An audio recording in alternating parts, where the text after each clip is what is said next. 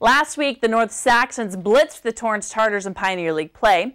Going into this matchup against the top-ranked South Spartans, well, they're looking to take one away from the North Saxons, but Ashley Morgado lets us know what really happens.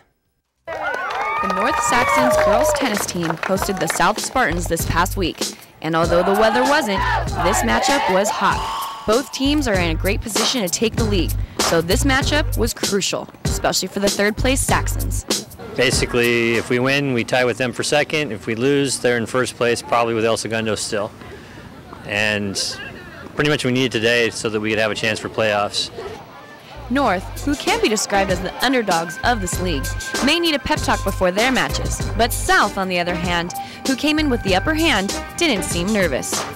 Pretty good, tough competition, but we're ready to take it, and playing El Segundo on Thursday, and ready for that too. After a short delay due to South's late arrival at the Saxon courts, the games started. The #1 ladies single match was between South Gracie Davis and North Corey Grace Bach. Davis, who stands well above the shoulders of Bach, also has something else that brings fear to her game. I was kind of intimidated because her shots have a lot of top spin to it, so I was kind of intimidated, but as I was hitting, I was like, oh, it's okay, I'll try my best, so I was just like running for the balls. Letting go of that fear, the game was going back and forth.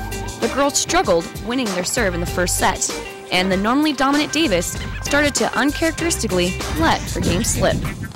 I was making a lot of unforced errors, and I feel like I pulled a stomach muscle, so I was making a lot of double faults on my serves, so I felt unsure about myself. After a pep talk from her coach, Davis came back into the game and took control of the match. It hurts, and I'm like, I don't know what to do to make it feel better, and so I was doing tweaky things that weren't working, but so instead I just took a lot of pace off the serve and hit all second serves, and that seemed to work in the end. The game went back and forth, but Davis pulled out the win with a final score of 6-3. She may not be #1, but singles #2 South teammate Crystal Lynn showed her strength in her matchup to North Noelle Chang.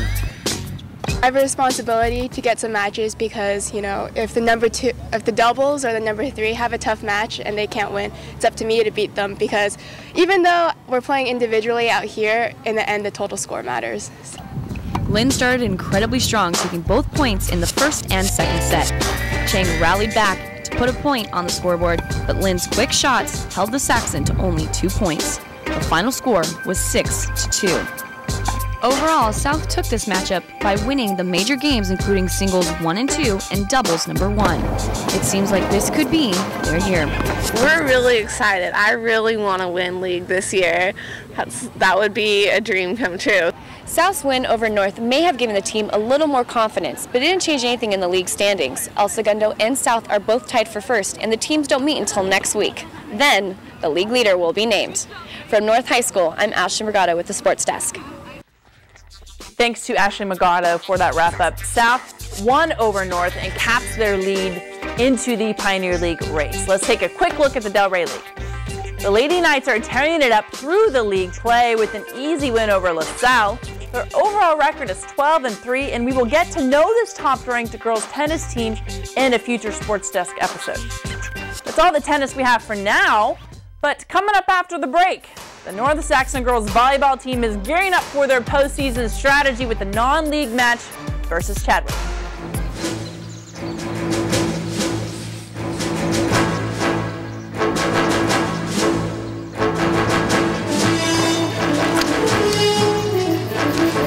This is so cool, Dad.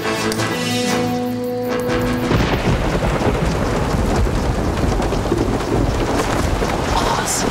This is so cool, Dad. You don't have to be perfect to be a perfect parent. There are thousands of siblings in foster care who'll take you just as you are. Engine. Check. Thrusters. Check. Fuel. Check. Computers. Check. Social Security. No check, go direct. That's right, Patty. A few weeks ago, I went online to godirect.org to sign up for direct deposit. It's easy to do, and I got my cash at warp speed. Wow, it's fast and easy. I'll sign up right now to make sure I'm prepared for our next mission.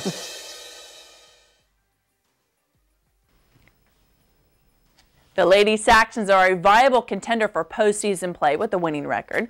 And what's the best way to get ready for anything? Practice against those that are better than you. Ryan Fournier gives us the details on this Lady Saxons volleyball match. Last Wednesday night, the 12-5 North Saxons had a difficult challenge ahead of them against a very talented Chadwick team. Head coach Mark Piak and senior captain Nicole Echeverry trying to lead this Saxons team back to their winning ways.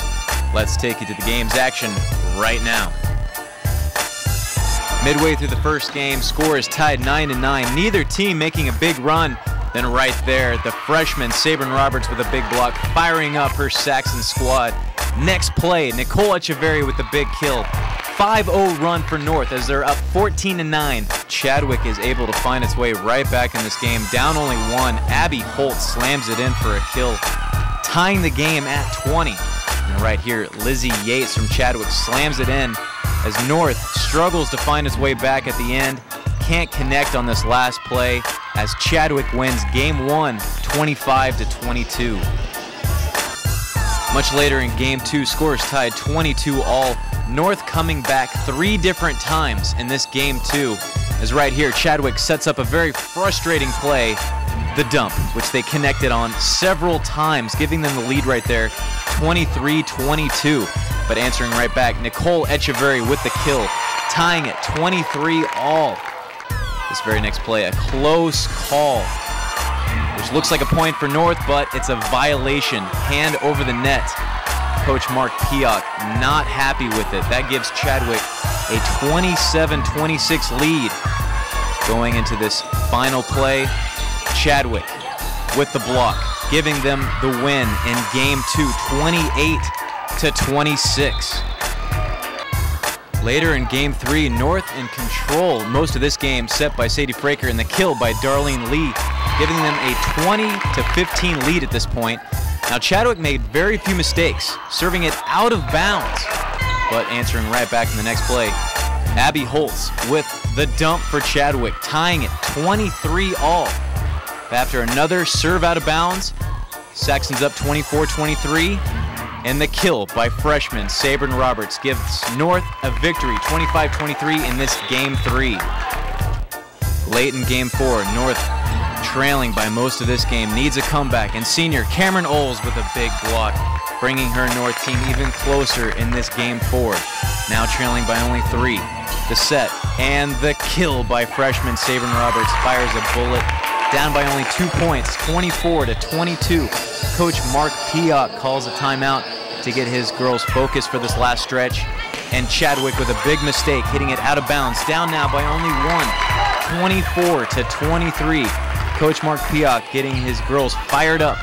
And right here, Chadwick finds a way to get the ball to drop as North loses 25-23 in this final game 4.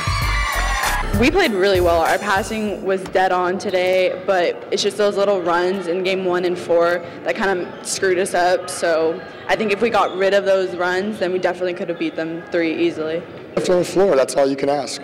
Obviously, there's a couple things we can clean up. Missed a few serves in game 2, gave up that big run in game 4 to give them that kind of cushion. But we kept battling, which was nice, and they got a good little groove going.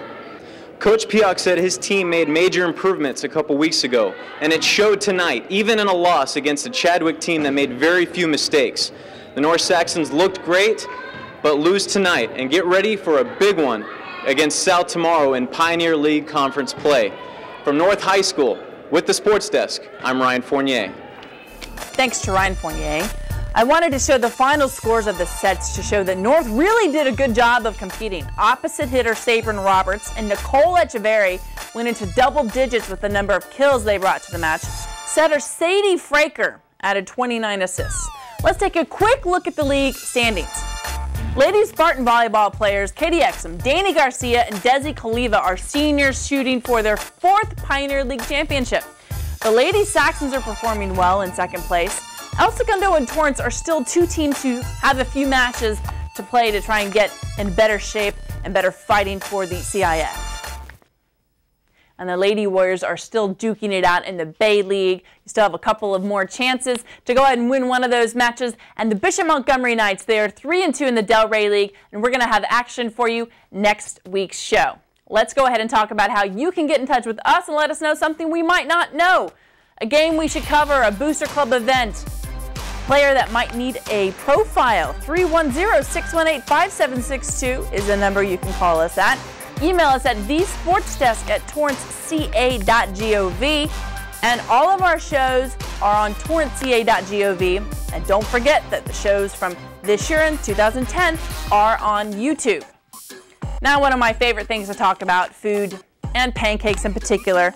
Really love the ladies over there who are the All-Sport Booster Club leaders. Cindy Williams, thanks for letting me know and letting us know about the pancake breakfast, Saturday, October 29th.